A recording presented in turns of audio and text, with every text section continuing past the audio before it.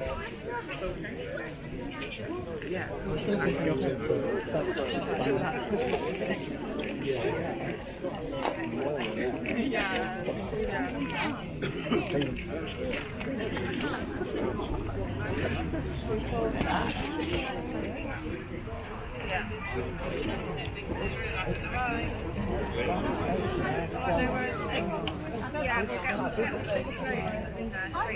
been a long time.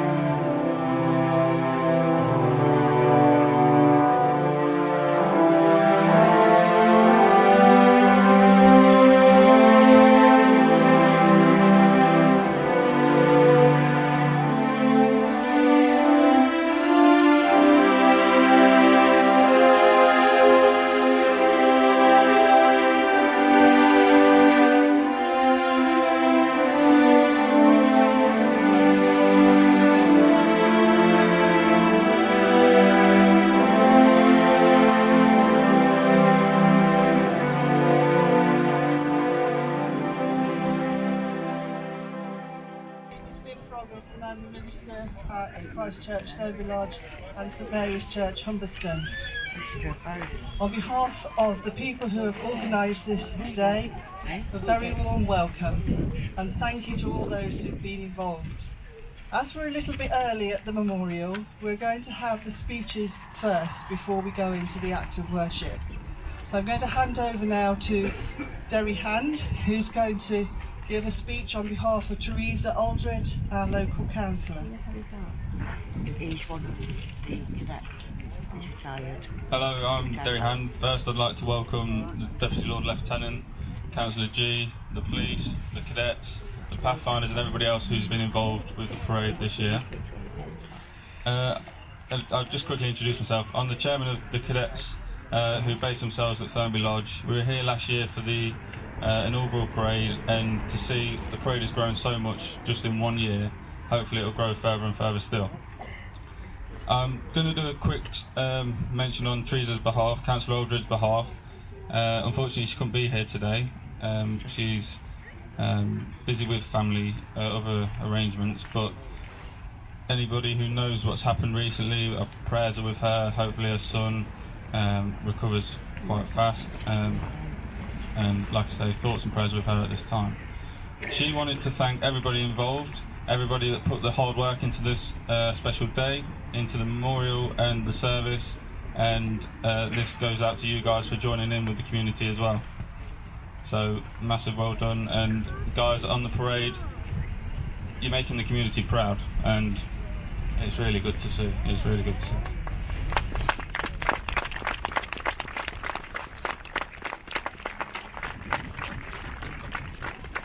She would also like to thank Deputy Lord Lieutenant for attending and Councillor G for coming in her place as well. Again, she's sends her apologies that she can't be here, and I'm sure, as you all know, anybody who knows Teresa, she is upset that she can't make it today. But hopefully everybody's got enough photos and videos that she'll be able to see the whole service anyway. So again, make sure you're taking photos, pass them to her, she'll love to see it.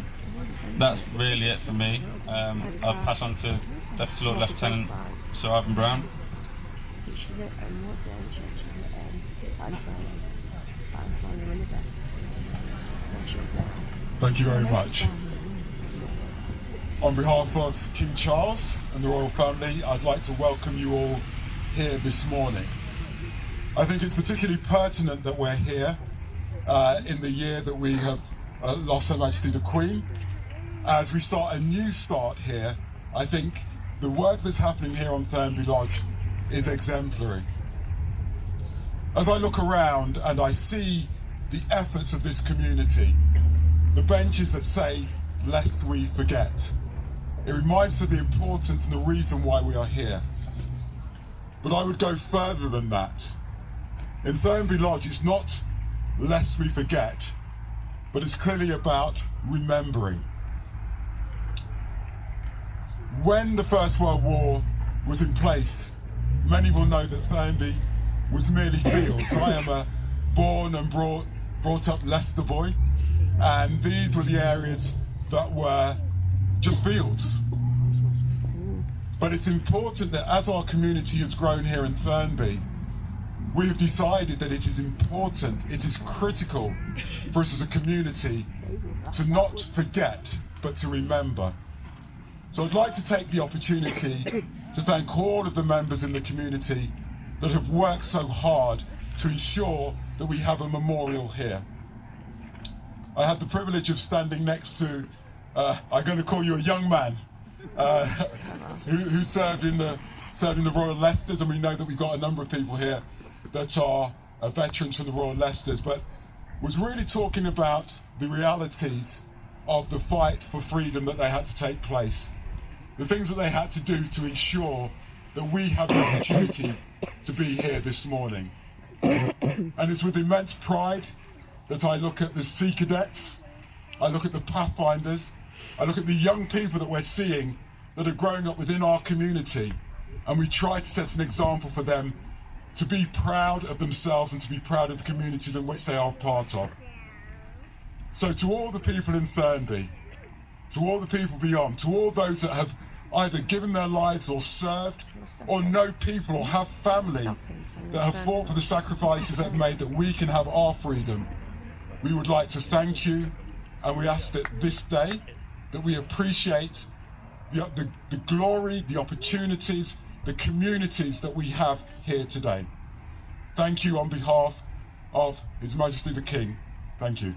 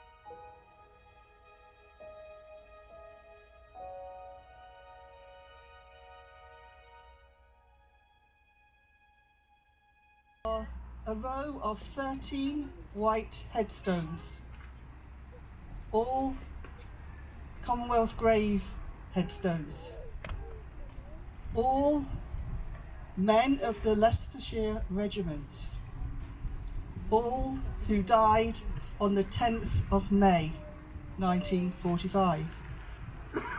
Why is that odd, you say? Because I just said the war ended on the 8th of May. These men from the Leicestershire Regiment died on the 10th of May. And I can tell you the story of 3 men from Leicestershire.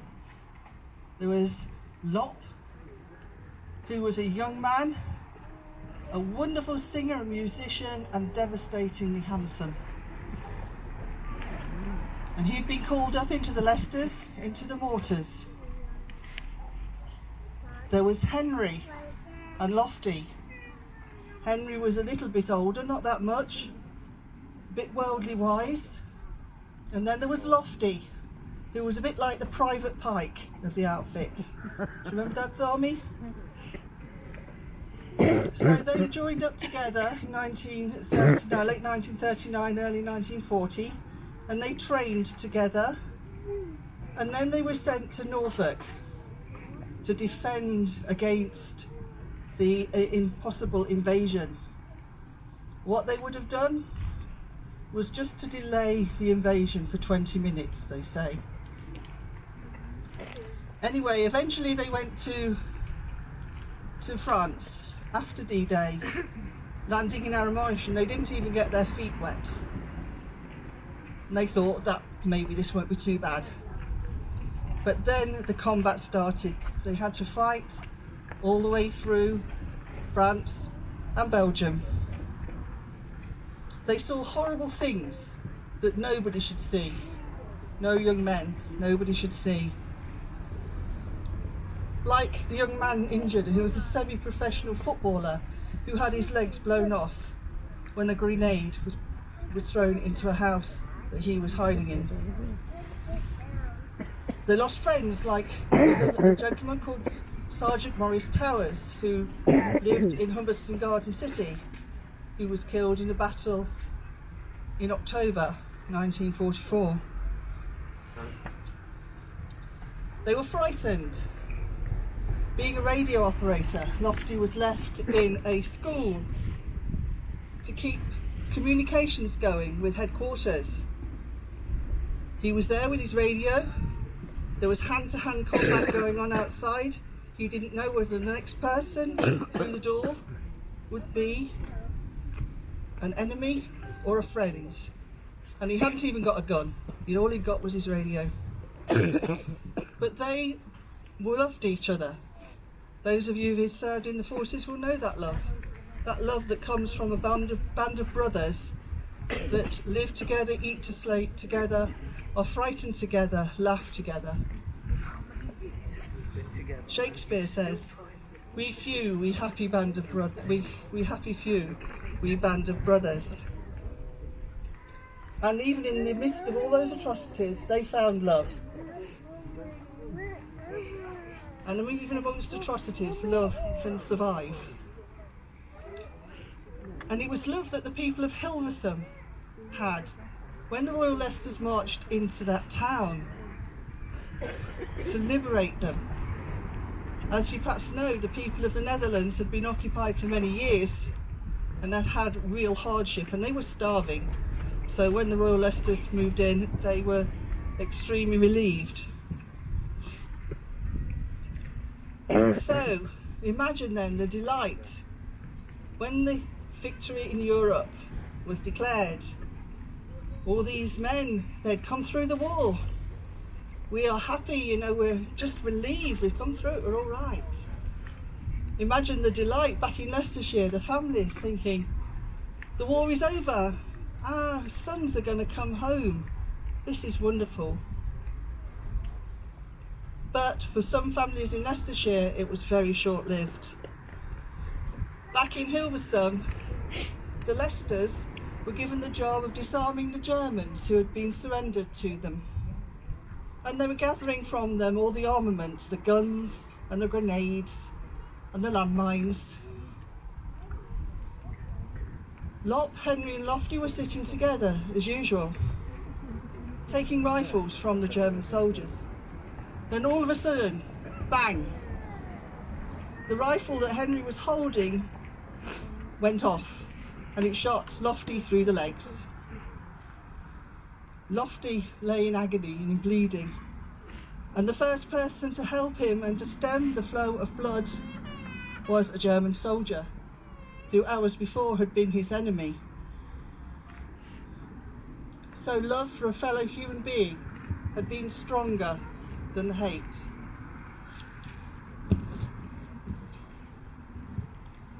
So Lofty was taken off, and the very next day, more tragedy in that field. There was a catastrophic accident. Nobody knows whether it was an accident or whether it was a deliberate act. The end result was that the whole arms dump went up in an almighty explosion.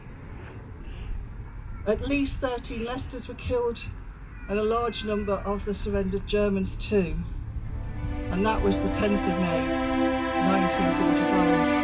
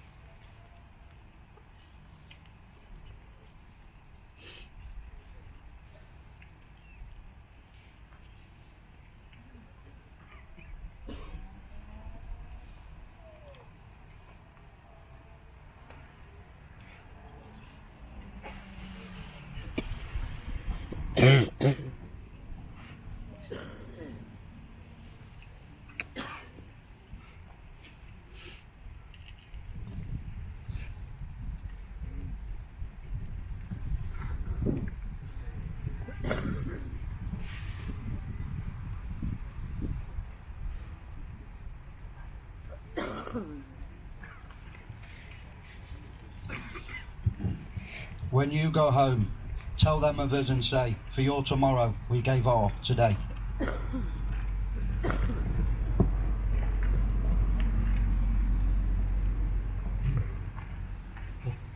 To remember the past is to commit ourselves to the future.